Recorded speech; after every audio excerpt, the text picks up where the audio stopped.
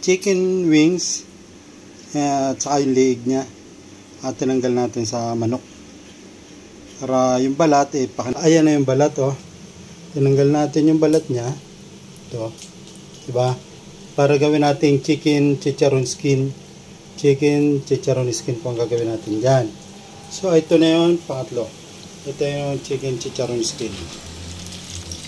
Yan po ang magandang luto, wala siyang mga nilalagay ng mga cornstarch. Ayan, para malutong na malutong siya at saka matanggal talaga yung kanyang mantika. So i-medium na natin yung apoy. Yan. Yan, makikita nyo yan. Yan po yung walang cut kung paano natin niluluto para kitang-kita nyo talaga na maganda yung pagkakachicharo natin. Pwede po kayong order dyan. So ayun na po yung ating lalagyan. Gumawa lang po ako ng pang reels ko. So may puwit po yan, may kasama mga puwit.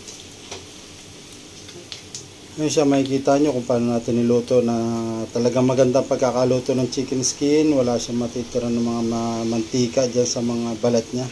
Nakita nyo kung paano nalagutok talaga siya. Yan.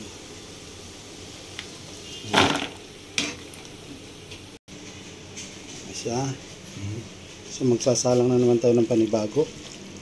Yan. Simple lang yan.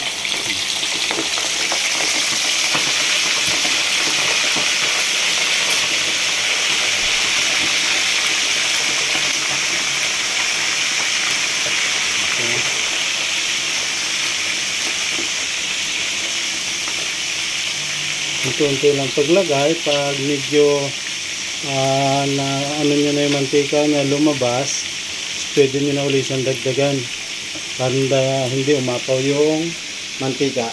Yan po.